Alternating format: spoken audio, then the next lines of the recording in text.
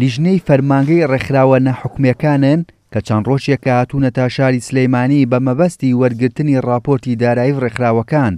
سەرۆکی ئەنجومەنی پارێزگای سلێمانیش دەڵێت بۆ یەکەمین جارە ئەو لیژنەیە دێنە شاری سلێمانی بۆ وەرگرتنی راپۆرتی ساڵانەی ڕێکخراوەکان بە مەشکارە ئاسانێکی باشە کە بتوانن بە ئاسانی کارەکانیان تەواو بکەن.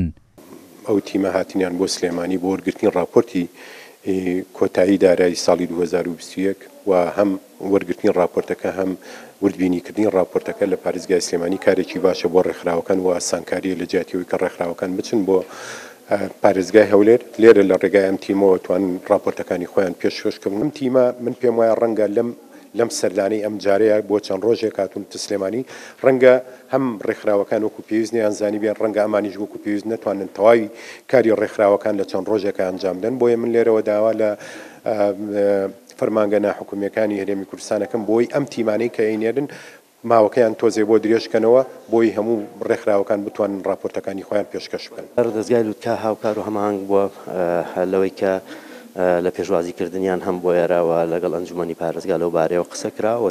تیمێکی ئێمە لێرە بۆ بە بەردەوامی لەگەڵ تیمی فەرمانگەی ڕێکخراوە ناحوکمیەکان و هاوکات لە ڕووی ڕاگەاندنەوە بە هەمان شێوە ئێمە هاوکار و هەمانگیان بووین و بۆ ئایندەش ئیشەڵاوی پێمان بکرێ هاوکاریانە بینوە.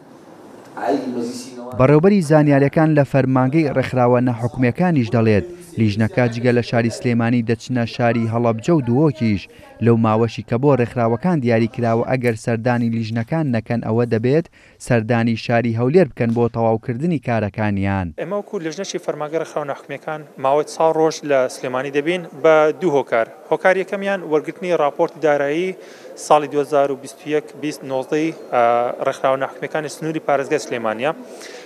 ئیدی لەمای ئەو 4 ڕۆژە ئەوڕۆ ڕۆژی چارەمە راپۆرتی دارایی ژمارەی باش دەتوانم بڵێم سەر و هەفتا ڕێکخراوە تا ئێستا راپۆرتیان هینایە.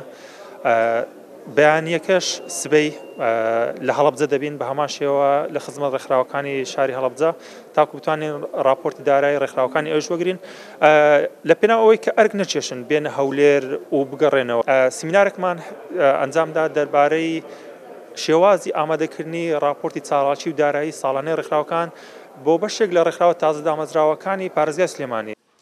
زیاتر لە 5,000 ڕێکخراو ناویان لە فەرمانگەی ڕێکخراوە ناحوکمیەکان تۆمار کراوە و بڕیاریشە تا مانگی 7 سەرجەم ڕێکخراوەکان راپۆرتی دارایی خۆیان پێشکەشی فەرمانگەکە بکەن. سەرۆکی ڕێکخراوەکانیشی واخوازن ساڵانە لیژنەکان سەردانی پارێزگاکان بکەن بۆەوەی لە نزیکەوە راپۆرتەکانیان پێشکەش بکەن نەوەک چەند ڕۆژێک سەردانی شاری هەولێر بکەن.